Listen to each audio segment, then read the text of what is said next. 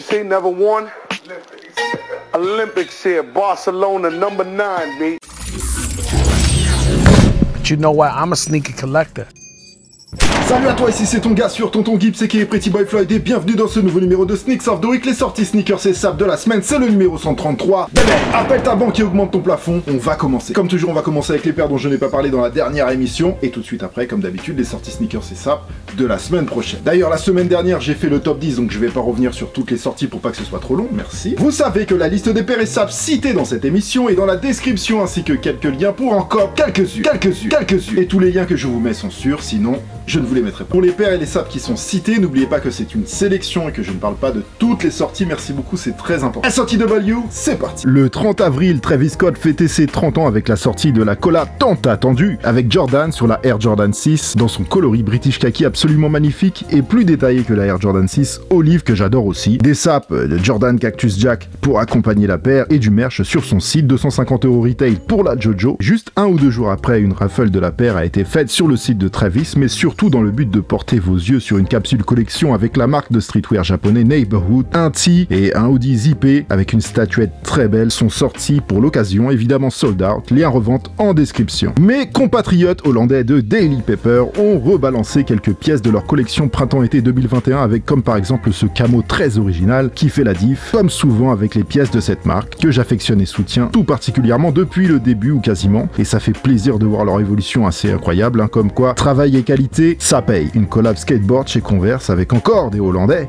Le shop de Amsterdam Pop Trading Company a à nouveau collaboré sur 3 paires de JP Pro et sur le thème du célèbre dessin animé Miffy. 2 paires en toile et une en velours côtelé à 85 € ornementée du petit lapin en question. En nouveauté édition limitée chez Converse, vous avez également des Chuck 70 Pancolor montantes à 120 € avec une sorte de damier en toile très travaillé, et également des Chuck 70 low et high à 110 € avec un print floral façon chemise hawaïenne, histoire d'être prêt pour l'été qui arrive. Et puis Converse, c'est un site qui ne cesse d'envoyer des nouveautés, donc jetez un œil régulièrement car le modèle le plus emblématique, entre d'autres, hein, bien sûr, les Chuck 70 sont déclinés dans des milliers de coloris et traitements différents, ça s'arrête jamais. Un collectionneur Chuck 70 ne peut que être content. Prix correct, easy cop, milliers de déclinaisons, collab, tout va bien. Ensuite, cette collaboration, je vais en parler une dernière fois car elle était reportée de mois en mois, de semaine en semaine, depuis 3 mois. La voilà posée sur le site de Reebok, Billionaire Boys Club, sur le modèle de Steven Smith qui ne laisse personne indifférent. La Reebok Insta Pump Fury avec une outsole boost pour le coup à 200 €. Collectionneur Pump Fury, c'est quasi obligé à avoir et les détails sont cool. Lien en description. Le 6 Drop Supreme 11 porté par la Nike Air Max 96 avec des fenêtres transparentes en 3 déclinaisons, silver, black et camo à 175 €. Pour la revente, mettez juste quelques euros de plus et vous avez la paire. Les chaussettes Black and Red Supreme pour porter avec les paires à 20 €. J'ai bien aimé aussi les chinos pantalons voilà en 4 couleurs, 148 €. L'ensemble polo shirt avec des reliefs de laine à 118 et 128 €. Je l'ai vu porter, c'est très stylé, un peu hip-hop années 80. Et les sweat pants à 148 €, 5 couleurs sur le camo en mode jogging, franchement je kiffe. À souligner aussi l'ouverture bien sûr du nouveau shop Supreme de Milan. Les Italiens en seront ravis car ils sont très friands de marque Supreme et ils avaient que du fake, hein, du Suprom comme on a pu voir à Rome. C'était assez drôle et pour l'occasion ils ont eu un bogo Supreme très stylisé à l'italienne avec un Grazie dans le dos. Merci quoi, hein. Ne remerciez pas non plus pour la traduction. Comme chaque semaine, beaucoup d'autres pièces, lien en description. Le 7 mai, Awake NY, la très bonne marque new-yorkaise de l'ancien directeur de Supreme justement, Angelo Black, a balancé quelques nouvelles pièces de sa collection Spring Summer 2021. Si vous cherchez des belles pièces originales, vous êtes servi. J'adore les Varsity Jackets façon Teddy School et leur chemise, c'est carrément du feu. Si vous commandez aux États-Unis, pensez à la taxe douanière. Vous avez des revendeurs en Europe, mais ils n'ont pas forcément toutes les pièces. Il y a souvent des exclus US, New York. Lien direct dans la description. Bien évidemment, Palace qui a également bombardé sur les pièces été. Il y en a pour tous les goûts, franchement, comme toujours des pièces cool et originales. Le skate shop anglais ne cesse d'évoluer, c'est impressionnant. D'ailleurs maintenant, quand vous commandez en Angleterre avec le Brexit, il y a aussi la taxe douanière. C'est bien roulou, mais normalement avec Palace, leurs entrepôts sont en Europe, donc pas de problème de taxe douanière. Un pack Jordan constitué de 3 Jordan 1, une low, une mid et une très belle high. Bien sûr, on va focus sur la high, bien que ce soit des versions Zoom Comfort. Et le surnom du pack, c'est c'est To My First Coach, en hommage à la mère de Michael Jordan, son premier coach, qui l'a toujours soutenu, et puis en hommage à toutes les mamans bien entendu. La paire est vendue à 160 € avec un Goody Wings avec écrit Thank You dans le dos. Le pack s'est très bien vendu, aussi bien les low, les mid que les high. Faut dire que le pack est propre, le thème est cool et les couleurs pour cet été c'est parfait. Neighborhood justement a balancé quelques nouvelles pièces ici et là, toujours dans un style très street, dur, military que l'on connaît, façon aussi toujours avec cette petite touche japonaise. Perso, je retiens cette chemise manche courte avec le gros print Neighborhood à 265 €, je kiffe de fou. Et pour les filles qui veulent se démarquer entre guillemets, car c'est des sapes relativement chères, il y a Embouche qui a balancé des sapes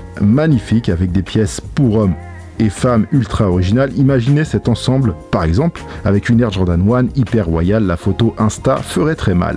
Le lien dans la description, et franchement, caressez un petit peu votre carte bleue avant pour éviter l'hydrocution. Le label Europe de Black Butter Records célèbre ses 10 ans de partenariat avec Billionaire Boys Club en sortant une varsity jacket façon Teddy, ultra magnifique, limitée à 100 exemplaires au monde et vendue au prix de 750 pounds. En euros, ça fait à peu près 860, mais ajoutez la taxe douanière, car je crois qu'ils sont à Londres. Enfin, ça revient cher de fou, mais là vous avez une veste de malade. En plus, c'était plutôt easy cop, si vous étiez à l'heure sur le site Black Butter. Pour l'instant, j'ai rien vu à la revente. Hier, samedi 8 mai, est sorti un nouveau colorway inédit sur la paire de la rue. Par excellence, la Nike Air Max Plus, a.k.a. la TN, a.k.a. la Tune, a.k.a. la Requin, a.k.a. etc. Une version Blue Void laser orange Metallic Silver à 170 €. On est sur de la vraie TN comme on aime. Elle est agressive, franchement, j'aime beaucoup. Les temps changent, parce qu'à une époque, jamais j'aurais dit que j'aimais une TN. Mais avec le temps qui passe, tu perçois les choses différemment. C'est une paire qui a marqué son temps indéniablement, et ça se respecte. Et l'histoire est vraiment intéressante. Vous pouvez bien sûr la retrouver dans mon livre Cultissime Sneakers, en lien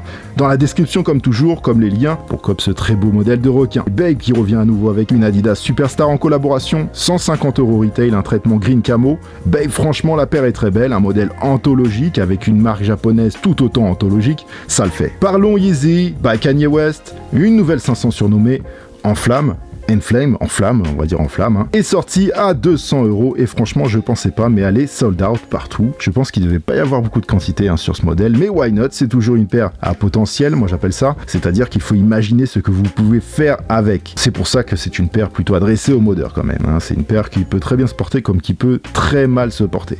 Alors je répète que les sorties Dunk et Dunk SB en ce moment, on comprend rien, ça va dans tous les sens, c'est décalé de partout, donc il faut vraiment surveiller les réseaux pour voir ce qui se passe. Mais la Nike SB Dunk Low Papa Bear est sortie à 110 €, en tout cas chez SNS et End Closing. Papa Bear car elle reprend les couleurs de la Nike SB Dunk High de 2006, la Papa Bear, car elle avait un traitement bien poilu. La Papa Ours, une paire qui vaut plutôt beaucoup d'argent aujourd'hui, la version High bien sûr. Bref, la Low Papa Ours est sortie en cuir et suède, très belle, mais justement à surveiller s'il n'y aura pas d'autres sorties décalées pour ce modèle dans les skate shops ou sur Nike SNKRS par exemple. On reste dans la Nike SB Dunk Low, cette fois-ci avec une collaboration plutôt originale avec la marque Stingwater qui a l'habitude de travailler sur le thème des champignons magiques, et cette paire n'y coupe pas car elle se surnomme la Magic Mushroom. Assez particulier mais vraiment très travaillé. Déjà le rouge et blanc pour le champignon, mais à titre personnel je trouve d'ailleurs dommage d'avoir utilisé le traitement, parce que c'est un traitement safari, donc d'avoir utilisé le traitement safari pour les points blancs du champignon. Ça aurait été vraiment bien de faire un vrai traitement champignon, et surtout ça aurait été plus joli je pense avec des plus gros points blancs éparpillés, voilà, comme un champignon quoi, tu vois, un champignon de dessin animé, ça aurait été plus sympa. Mais ça n'engage que moi ce que je dis. J'aime l'outsole translucide qui laisse apparaître des mots, le champignon sous la languette qui a une fermeture secrète d'ailleurs, plein de détails cool en plus. Moins fan du G-Well Smooth sur une Dunk Low par contre, mais la paire est évidemment sold out, vendue à 110 € et entre 300 et 350 € à la revente. Très content de voir une Air Jordan 7 sortir, surtout que c'est pas forcément les Jordan les plus en vogue. Mais niveau rétro histoire, c'est du feu Tinker Hatfield au crayon dans ses années de gloire. On sent bien les années URH avec son design et les chaussons néoprène. La Flint est une réédition d'une Jordan 7 de 2006, donc pas une OG, mais ça c'est pas grave. Elle est sortie à 190 €, il en reste encore ici et là, lien en description, en tout cas il en reste encore quand j'écris ces lignes. Doc Martens qui n'en finit plus d'enchaîner les collaborations de qualité, faut dire que la marque a toute sa crédibilité pour elle, cette fois-ci c'est avec Rick Owens que les anglais so british, so grunge nous sortent 3 paires, une sandale Griffon, bon on va pas s'attarder sur ça, ensuite une classique 1461 cool à 300 € et celle qui nous intéresse vraiment et qui a fait fait sold out d'ailleurs. C'est la 1460 Boots Lace Up à 329 €. Dans le genre paire potentiel mode, on est en haut avec cette paire et son traitement signé Rick Owens. Slam Jam et New Balance remettent le couvert sur une 991 Black Made in UK of course, une paire simple, sobre volontairement dans un style très Slam Jam qui ne cherche pas à plaire, un style très New Balance finalement, édition limitée, vendue via raffle sur Slam Jam à 230 €, une paire qui parlera aux fans de New Balance sans aucun doute. Sachez qu'il y aura aussi d'autres drops très rares tout de même le 13 mai. Voilà pour le passé, saute dans ta DeLorean, serre ta ceinture, vérifie ton toboggan, on s'envole pour le futur maintenant. Avec ma sélection pour le Sneaks of the Week, c'est parti. On commence au 10 mai avec une collaboration que je n'ai vue que de l'autre côté de la Manche chez nos amis anglais entre Comme des garçons et Nike sur un modèle original, la Carnivore. J'aime bien ce modèle, que vous ne verrez pas partout, sûrement sur les trottoirs de la Fashion Week quand nous pourrons enfin vivre physiquement. Elle est sortie à 250 € au Dover Street Market et également sur End Clothing. Craig Green, qui continue de sortir des modèles originaux chez Adidas, le créateur de talent a cette fois-ci travaillé sur des modèles ZX2K Fomar et Fomar 2, en toile et en cuir, en deux versions à 250 et 300 €. Alors c'est un peu cher pour ce genre de modèle, mais encore une fois, ce que j'apprécie avec ce genre de collaboration, c'est justement de pouvoir s'offrir une pièce de créateur à un prix plus raisonnable, si je peux dire, hein, bien sûr. Et pour le coup, avec Craig Green, il y a toujours un vrai travail, les détails sont fous. Lien direct dans la description. Le 11 mai, les fans de LeBron James et les collectionneurs LeBron seront ravis de voir la LeBron 8 Low V2 Miami Nights en version Quick Strike sortir dans une version fidèle à l'original de 2011 qui était sortie exclusivement à Miami en édition très limitée. Cette paire, c'est un vrai bail, elle est très recherchée, elle arrive à 180 €. Sachez que la légendaire South Beach doit aussi bientôt ressortir. Moi qui suis pas, et par exemple moi qui suis pas spécialement un collectionneur LeBron, je dois avoir une paire je crois. Si j'ai l'occasion d'attraper la South Beach, je le ferai juste pour avoir cette paire de légende.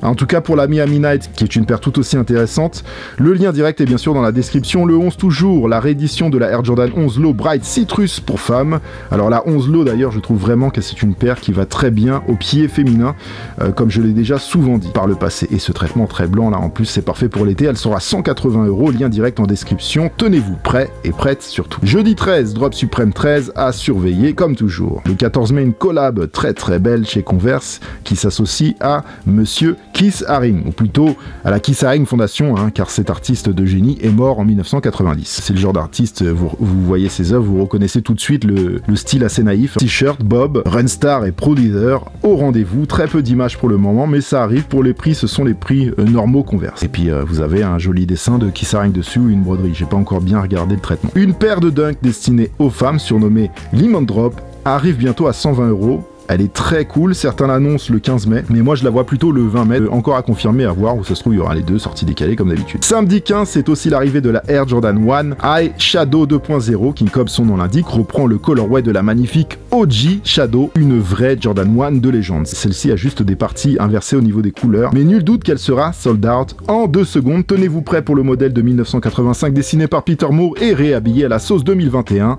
2.0, retail 160 €, lien en description. Et puis je vais finir sur une petite collab entre Wacomaria et Vans. 3 paires de slip-on LX arrivent avec des chemises manches courtes très chill, hein, dans un style Vans et Wacomaria. Mais j'ai surtout tenu à finir sur du Vans pour rendre un petit hommage à monsieur Paul Van Doren, un des cofondateurs de la marque qui est décédé vendredi à 90 ans. Alors c'est quelqu'un qui a fait énormément de choses culturellement, surtout au niveau du surf, etc.